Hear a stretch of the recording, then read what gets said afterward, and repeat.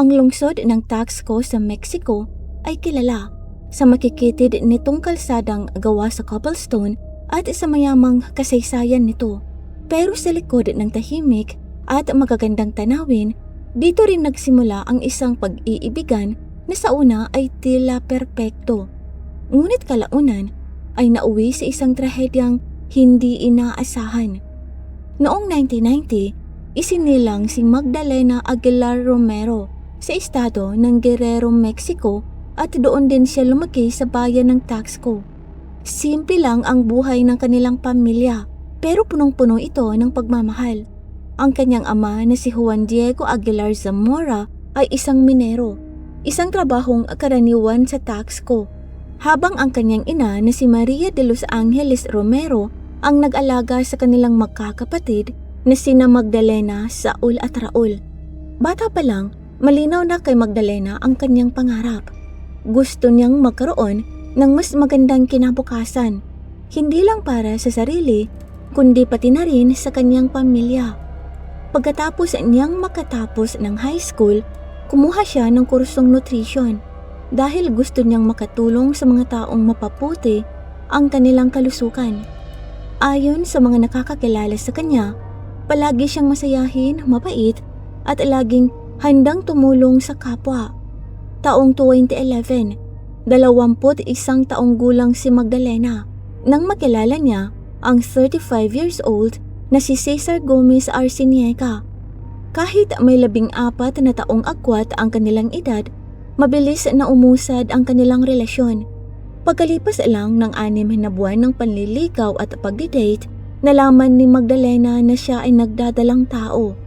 Hindi nagtagal, nagpakasal ang dalawa at nagsimula silang bumuo ng sarili nilang pamilya. Pagkapanganak ng kanilang unang anak, napilitan munang isantabi ni Magdalena ang kanyang pag-aaral sa nutrition para tutukan ang pagiging full-time na ina. Umikot ang kanyang araw sa pag-aalaga ng sanggol, pag-aasikaso ng bahay at pagharap sa mga bagong responsibilidad bilang isang ina. Nang dumating ang kanilang pangalawang anak, lalo pang nadagdagan ang kanyang mga obligasyon. Mahal na mahal niya ang kanyang mga anak at walang pag-aalinlangan ang kanyang pagmamahal bilang ina. Pero habang lumilipas ang panahon, unti-unti rin niyang nararamdaman na palayo na siya sa propesyong minsan niyang pinangarap. Napansin iyon ng kanyang ama. Ayaw nitong tuluyang mawala ang pangarap ng anak. Kaya hinikayat at sinuportahan niya si Magdalena na bumalik sa university. Dahil doon, ipinagpatuloy niya ang kanyang kursong nutrition at muling nabuhayan ng pag-aasa para sa kinabukasang matagal na niyang inaasam. Pero hindi ito ikinatuwa ng kanyang asawa. Habang nagpapatuloy si Magdalena sa kanyang pag-aaral, kapansin-pansin ding nagbabago ang ugali ni Cesar. Unti-unti siyang naging sobrang siluso, mapag-angkin at gustong kontrolin ang bawat galaw ng kanyang asawa. Ayaw niyang nagme-makeup si Magdalena. Siya rin ang nagdidikta kung anong damit ang pwede nitong isuot at gusto niyang nagpapaalam muna ito bago lumabas ng bahay. Madalas pa niyang sabihin na wala nang ibang dapat pagtuunan ng pansin si Magdalena kundi siya at ang kanilang mga anak. Habang mas nagiging abala si Magdalena sa pag-aaral, lalo namang humigpit ang pagkontrol ni Cesar. Unti-unti nitong inilayo ang asawa sa pamilya at maging sa mga kaibigan, hanggang sa dumating ang puntong halos wala na siyang nakakausap maliban sa kanyang asawa. Dahilan para lalo siyang umasa rito sa lahat ng bagay. Hindi nagtagal, bihira na ring makita si Magdalena sa mga pagtitipon ng kanilang pamilya. Maging tuwing Pasko, kaarawan o iba pang mahalagang okasyon, madalas na siyang wala. Kapag tinatanong kung bakit, palagi na lang niyang sinasabing pagod siya o kaya'y abala sa pag-aalaga ng mga bata. Pero napapansin na ng kanyang mga kamag-anak na may malaking pagbabago sa kanya. Mukha na siyang laging pagod, nawawala na ang sigla sa kanyang mga mata at tila hindi na siya ang dating masayahing Magdalena na kanilang kilala. Sa tuwing sinusubukan nila siyang tanungin kung may problema ba, iisa lang ang lagi niyang sagot. Maayos daw ang lahat. Masaya raw siya kasama si Cesar. Lalo pang lumala ang sitwasyon nang pagbawalan siya ni Cesar na makipagkita sa kanyang kapatid na si Saul dahil lamang isa itong bakla. Ayon kay Cesar, ayaw niyang maimpluwensyahan nito ang kanilang mga anak. Ang tanging kapatid na pinapayagan niyang makadalaw paminsan-minsan ay ang bunsong si Raul. Sa tuwing bumibisita si Raul, may isang bagay siyang hindi maiwasang mapansin. Halos bawat kilos ni Magdalena ay binabantayan ni Cesar. Maging ang mga salitang lumalabas sa bibig nito at ang mga simpleng desisyong ginagawa niya ay tila kailangan munang dumaan sa pahintulot ng kanyang asawa. Habang tumatagal, lalo lamang lumalakas ang kutob ni Raul na may seryosong nangyayari sa likod ng mga saradong pinto ng tahanan ng kanyang ate. Habang tumatagal ang pang-aabuso, unti-unti ring bumibigay ang emosyonal at mental na kalagayan ni Magdalena. Dumating ang taong 2014 at matapos ang mahabang panahon ng pananahimik, hindi na niya kinaya. Isang araw tinawagan niya ang kanyang ama. Habang umiiyak, ibinuhos niya ang lahat. Ang pananakit, ang takot at ang pakiramdam na para siyang nakakulong sa sarili niyang buhay. Hindi na nagdalawang isip ang kanyang pamilya. Agad nila siyang pinauwi at tinulungan siyang makaalis sa puder ni Cesar kasama ang kanyang dalawang anak. Matapos ang ilang taong pamumuhay sa ilalim ng kontrol ng kanyang asawa, sa wakas ay nakalaya rin si Magdalena. Malaking ginhawa iyon para sa kanyang pamilya. Noon pa man ay may kutob na silang may mali sa pagsasama ng mag-asawa, pero pinili nilang respetuhin ang mga desisyon ni Magdalena. Ngayon, napatunayan na ang matagal na nilang pinangangambahan. Humingi rin ng tulong si Magdalena sa Women's Support Center sa Taxco. Matapos suriin ang kanyang sitwasyon, itinuring ng mga espesyalista na high risk ang kanyang kaso. Nakita nila ang malinaw na senyales ng isang mapang-abusong partner na maaaring maging mas delikado kapag tuluyan ng iniwan. Dahil dito, ipinasa nila ang kaso sa tanggapan ng prosecutor at sa mga lokal na ahensyang may tungkuling protektahan ang mga kababaihan. Pero sa kabila ng seryosong babala, mabagal ang naging kilos ng mga otoridad. Walang agarang aksyon na naibigay upang masiguro ang kaligtasan ni Magdalena. At gaya ng kinatatakutan ng mga counselor, hindi tinanggap ni Cesar ang kanilang paghihiwalay. Paulit-ulit niya itong sinusubukang balikan. Nangangako siyang magbabago, nagbibigay ng mga regalo at kung minsan ay tumatawag pa sa 10 oras ng gabi para kumbinsihin siyang makipagbalikan. Pero buo na ang loob ni Magdalena. Ang gusto na lang niya ay magsimula ulit at buuin ang buhay na matagal niyang naisantabi. Pero may isang bagay na hindi niya kayang putulin, ang dalawa nilang anak. Noong 2015, matapos maging formal ang kanilang diborsyo, nagkasundo sila sa hatian ng pag-aalaga sa mga bata. Kay Magdalena mananatili ang mga anak tuwing weekdays habang si Cesar naman ang makakasama nila kapag weekend. Sa umpisa tila maayos ang lahat, pero habang lumilipas ang panahon, nagsimulang hindi regular ang pagbabayad ni Cesar ng child support. Tuwing tinatanong siya ni Magdalena tungkol dito, puro dahilan ang isinasagot niya o kaya naman ay tuluyan na lang siyang hindi sumasagot. Unti-unti ring naging tensyonado ang bawat pagpapalitan nila ng mga bata. Madalas itong nauuwi sa pagtatalo at kung minsan ay may kasamang pagbabanta habang naroon mismo ang kanilang mga anak. Sa kabila ng lahat ng iyon, hindi kailanman pinigilan ni Magdalena ang mga bata na makita ang kanilang ama. Naniniwala siyang karapatan pa rin ng mga anak na magkaroon ng relasyon sa kanilang ama. Samantala, ang 3 taon matapos ang kanilang diborsyo ang naging simula ng bagong yugto sa buhay ni Magdalena. Unti-unti niyang napawi ang dating kumpiyansa sa sarili. Binalikan niya ang mga pangarap na minsang naisantabi at nagsimulang buuin muli ang kanyang kinabukasan. Habang si Cesar ay lalong napupuno ng galit at sama ng loob, si Magdalena naman ay tuloy-tuloy lang sa pagbangon. Kahit hindi tumitigil si Cesar sa pagpapadala ng mga nagbabantang mensahe at pagtawag sa kanya sa kalaliman ng gabi, hindi na siya natinag. Tinapos niya ang kanyang kursong nutrition, nakahanap ng trabaho sa larangang matagal na niyang pinangarap at unti-unting naging matatag muli sa tulong ng kanyang pamilya. Pagsapit ng 2018, 28 taong gulang na si Magdalena. May sarili na siyang kita, mas maayos na ang kanyang buhay at muli niyang natutunang alagaan ng kanyang sarili. Nakakalabas na siya kasama ang mga kaibigan, regular na nag-i-ehersisyo at sa wakas ay may mga pangarap na naman para sa hinaharap. Pero habang sumasaya ang buhay ni Magdalena, mas lalo namang hindi matanggap ni Cesar na tuluyan na siyang nakausad. Noong umaga ng January 13, 2018, bandang 8:30 ng umaga, umalis si Magdalena ng bahay. Sinabi niya sa kanyang ina na may pribado siyang nutrition consultation sa isang health center. Pagkatapos noon, susunduin niya ang mga anak kay Cesar ng hapon. Bago siya umalis, nag-usap pa silang mag-ina. Nagkasundo silang magkikita ng 5:30 ng hapon sa Taxco Church para dumalo sa memorial mass ng isang kamag-anak. Isang tradisyong matagal na nilang ginagawa bilang pamilya.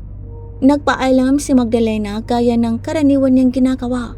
Hindi nila alam na iyon na pala ang huling pagkakataong makikita siya ng kanyang pamilya. Natapos niya ang kanyang trabaho ayon sa plano at saka nagtungo upang kunin ang kanyang mga anak kay Cesar. Pero pagdating niya roon, wala si Cesar, wala rin ang mga bata. Ilang beses siyang tumawag dito habang naghihintay pero walang sumasagot. Dahil nagsisimula na siyang mag-alala, nagpasya siyang dumiretso sa bahay ni Cesar. At mula sa sandaling iyon, hindi na muling nakita si Magdalena Aguilar Romero. Habang nangyayari iyon, naghihintay naman ang kanyang ina sa loob ng simbahan. Natapos ang buong mesa, pero hindi dumating ang kanyang anak. Paulit-ulit siyang nag-text at tumawag, ngunit wala siyang natanggap na kahit anong sagot. Habang lumilipas ang bawat oras, ang simpleng pag-aalala ay napalitan ng matinding takot. Kinagabihan, sinubukan ni Maria de los Angeles Romero na isipin ang lahat ng posibleng dahilan. Baka na-lowbat lang ang cellphone ni Magdalena. Baka may hindi inaasahang nangyari sa trabaho. Pero kilalang kilala niya ang kanyang anak. Hindi ito basta nawawala ng walang pasabi. Pumasok din sa isip niya ang isang posibilidad. Baka nagkita silang muli ni Cesar. Kinabukasan, dahil wala pa ring balita, nagtungo si Maria sa bahay ng kanyang dating manukang. Doon, kalmadong sinabi ni Cesar at ng kanyang ina na si Sylvia na dumaan na nga si Magdalena noong gabing iyon. Pero ayon sa kanila, umalis daw siya bandang 10:00 ng gabi para makipagkita sa isang kaibigan at kusa raw nitong iniwan ang mga bata. Hindi pinaniwalaan ni Maria ang kanilang kwento. Alam niyang hinding-hindi iiwan ni Magdalena ang kanyang mga anak nang walang paliwanag. At lalong hindi ito mawawala nang hindi man lang nagpapaalam sa pamilya. May isa pa siyang napansin. May mga sariwang gasgas sa mukha ni Cesar. Parang may nangyaring pakikipagbuno bago sila magkita. Hindi na siya nag-aksaya ng oras. Dumiretso siya sa istasyon ng pulis at opisyal na inireport na nawawala ang kanyang anak. Pero sa halip na agad na magsagawa ng malawakang paghahanap, binaliwala ng mga pulis ang kanyang pangamba. Sinabi pa nilang baka kasama lang ni Magdalena ang mga kaibigan nito o baka may bago na itong kasintahan. Dahil sa mabagal na pagtugon ng mga otoridad, na sayang ang mahalagang oras na sana'y nakatulong sa investigasyon. Kaya ang pamilya at ang mga kaibigan na mismo ni Magdalena ang kumilos. Nag-imprinta sila ng daan-daang posters na may larawan at impormasyon ni Magdalena at ikinalat ang mga ito sa iba't ibang bahagi ng Taxco. Mabilis ding kumalat ang balita tungkol sa kanyang pagkawala. Habang desperadong naghahanap ng kahit isang bakas o impormasyon ang mga taong nagmamahal sa kanya. Sa social media, libo-libong tao ang nagbahagi ng larawan ni Magdalena. Iisa lang ang pag-aasa ng lahat. Baka may nakakita sa kanya. Baka may nakakaalam ng kahit isang maliit na detalye na pwedeng magsilbing susi sa kanyang pagkawala. Hindi lang online ang paghahanap. Nag-organisa rin ng mga volunteer search group ang mga kaibigan, kamag-anak at mga residente ng Taxco. Hinati-hati nila ang lungsod at isa-isang nilipot ang bawat lugar. Kumakatok sila sa mga bahay, nagtatanong sa mga tindahan at hinakausap ang sinumang maaaring may nakita. Pero iisa lang ang sagot, wala. O kaya naman ay isang malungkot na pag-iling. Parang bigla na lang naglaho si Magdalena nang walang iniwang kahit anong bakas. Habang lumilipas ang mga araw, bawat lead ay nauuwi sa wala. Bawat bagong pag-asa ay mabilis ding nawawala sa katahimikan ng lungsod. Samantala, halos araw-araw nang makikita si Maria de los Angeles Romero sa tanggapan ng prosecutor. Pare-pareho lang ang pakiusap nito. Pakiimbestigahan ninyo si Cesar. Sigurado akong may ginawa siya sa anak ko. Puyatan na siya sa kakaisip. Namumula ang kanyang mga mata at halos manginig na ang kanyang boses sa bawat pagsusumamo. Pero ang kapalit nito ay paulit-ulit na pangako. Iimbestigahan namin, umuwi na muna kayo. Pagkatapos noon, muli na namang naitatambak ang kaso ni Magdalena sa gitna ng napakaraming papeles. Para sa pamilya, parang sampal ang kawalang pakialam ng mga otoridad. Unti-unti nilang naisip na kung hindi sila mismo kikilos, baka isa na lang si Magdalena sa napakaraming babaeng nawawala na kalaunan ay nalilimutan na rin ng sistema. Kaya nagpasya siyang gumawa ng mas malaking hakbang. Nag-organisa sila ng silent march sa buong Taxco. Daan-daang tao ang nakisama. Mga kamag-anak, kaibigan, kapitbahay at maging mga taong hindi man lang personal na nakakakilala kay Magdalena. Tahimik silang naglakad habang hawak ang kanyang larawan at mga placard na may simpleng mensahe, "Justice for Magdalena, find our daughter." Hindi na lang ito panawagan ng isang pamilya. Naging simbolo ito ng takot na nararamdaman ng maraming kababaihan. Dahil kung kayang mawala ng isang babae ng ganito lang kadali, sino ang susunod? Pagdating ng Sabado, January 20, halos nawawala na ang pag-aasa ng pamilya. Pero biglang tumunog ang telepono sa bahay ni Maria. Isang hindi kilalang tao ang nasa kabilang linya. Maikli lang ang sinabi nito. Nasa bahay ni Cesar si Magdalena. Pagkatapos, agad nitong ibinaba ang tawag. Parang sumabog ang isipan ni Maria. Sa isang banda, baka buhay pa ang kanyang anak. Pero kasabay noon ay mas matinding takot. Kung nasa bahay nga ni Cesar si Magdalena, bakit hindi siya tumatawag? At bakit kailangang itago ng taong tumawag ang kanyang pagkakakilanlan? Habang desperadong naghahanap ang buong Taxco at halos hindi na makatulog ang pamilya ni Magdalena, may isang tao namang tila walang anumang nangyari. Si Cesar. Araw-araw pa rin niyang binubuksan ang kanyang maliit na food shop. Normal siyang nagsiservisyo sa mga customers na mamalengke at namumuhay na parang walang nawawalang tao. Mas lalo pang nakadagdag sa hinala ng marami ang kanyang kilos tuwing may mga protesta. Habang nagmamarch siya ang mga tao para humingi ng hustisya kay Magdalena, tahimik lang siyang nakatayo. at pinapanood ang lahat. Walang emosyon, walang pag-aalala. Parang wala siyang koneksyon sa pagkawala ng ina ng sarili niyang mga anak. Marami ang nagtatanong, paano nagagawang maging ganoon kakalma ng isang tao habang nawawala ang dati niyang asawa? Para sa marami, hindi iyon kilos ng isang inosente. Parang isa itong maskarang nakatago sa isang napakadilim na sikreto. Sa wakas, dahil sa matinding galit ng publiko at sa walang tigil na protesta, napilitan ding kumilos ang mga otoridad. Pero huli na ang lahat. 9 na araw na ang lumipas at noong umaga ng January 22, 2018, dumating ang araw na hindi malilimutan ng buong Taxco. Dahil sa dumaraming ebidensya laban kay Cesar at sa natanggap na anonymous tip, nagsagawa ng search operation ang mga pulis sa kanyang food shop. Umaasa silang may makukuhang impormasyon tungkol sa kinaroroonan ni Magdalena. Pero ang bumungad sa kanila ay isang eksenang tila diretso sa bangungot.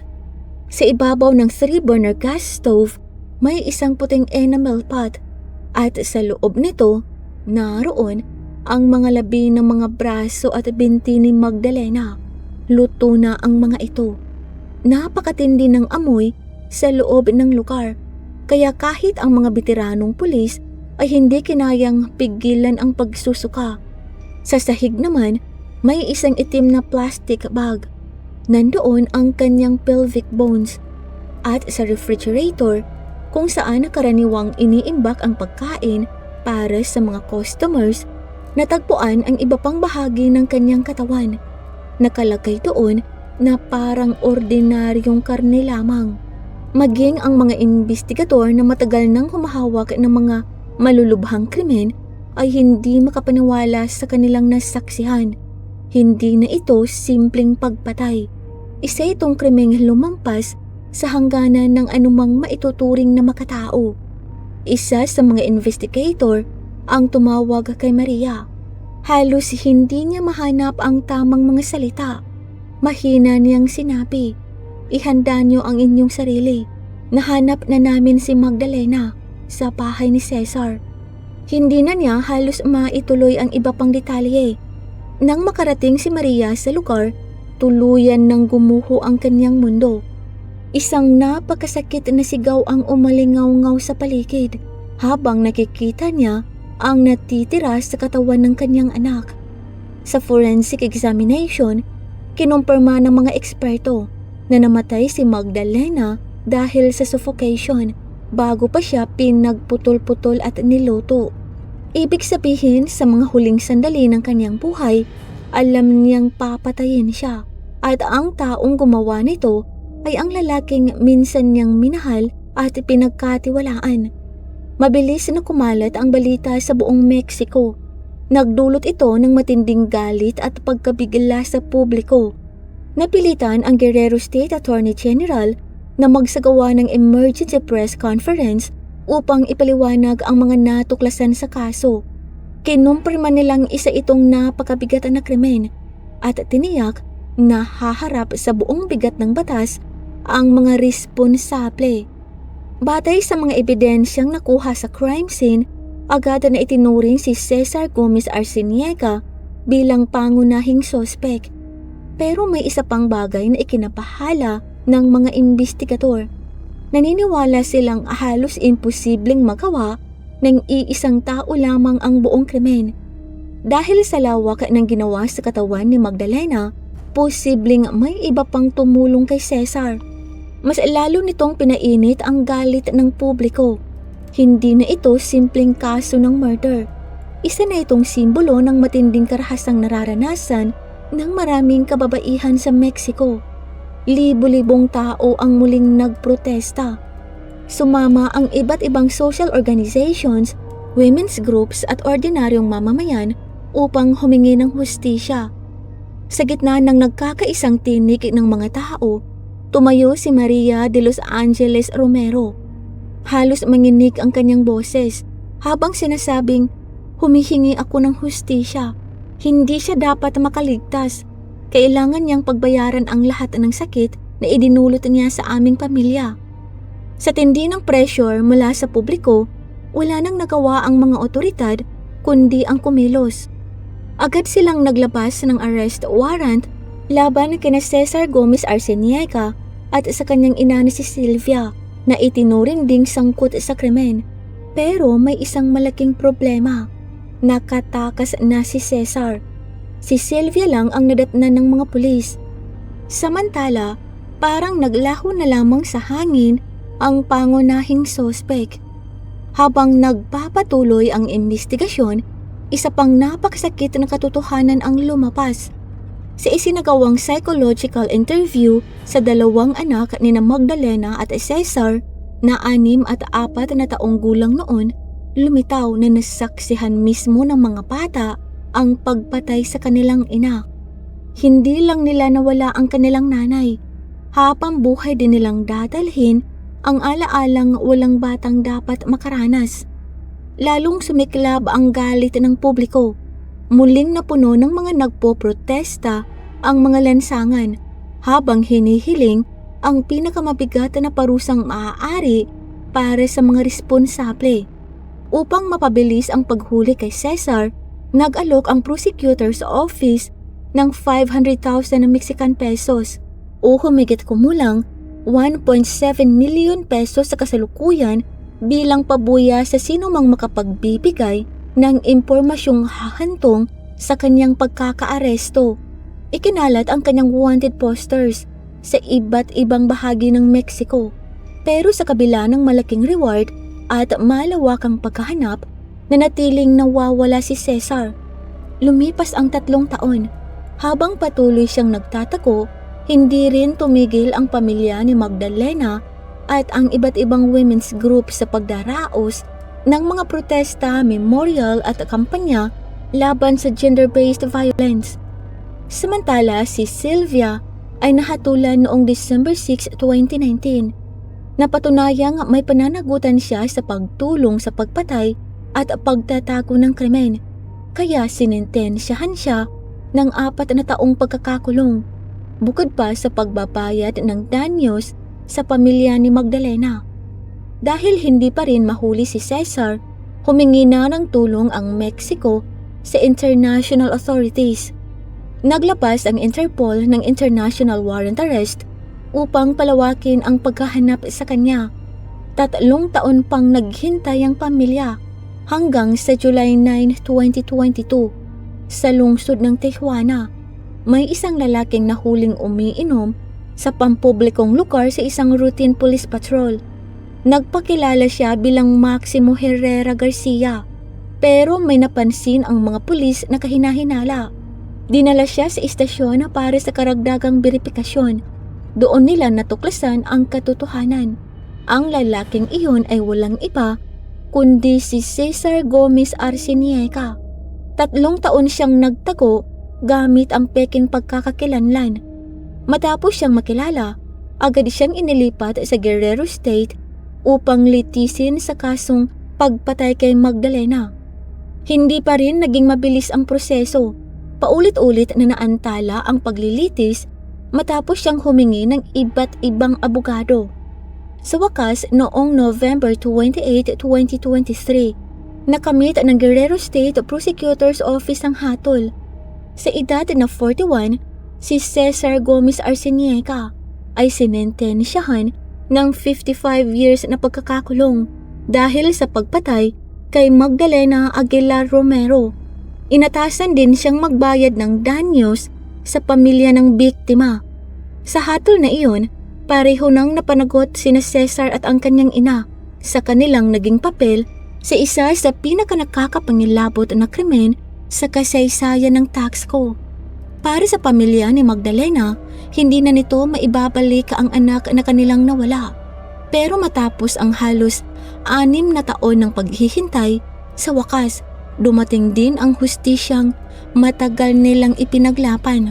At hanggang ngayon, nananatiling paalala ang kaso ni Magdalena Aguilar Romero sa mapait na katotohanan ng gender-based violence at kung gaano kahalaga ang agarang pakikinig at pagkilos bago pa maging huli ang lahat. Ito lamang po para sa araw na ito. Maraming salamat po sa pagsubaybay. At para po sa early access sa ating mga upcoming videos, join po kayo sa ating Crimes in Tagalog Stories Fam. Nasa description po sa ibaba ang link. Ito lamang po para sa araw na ito. Magkita po tayo sa susunod na kwento. At sa muli, mag-ingat po tayong lahat. Paalam!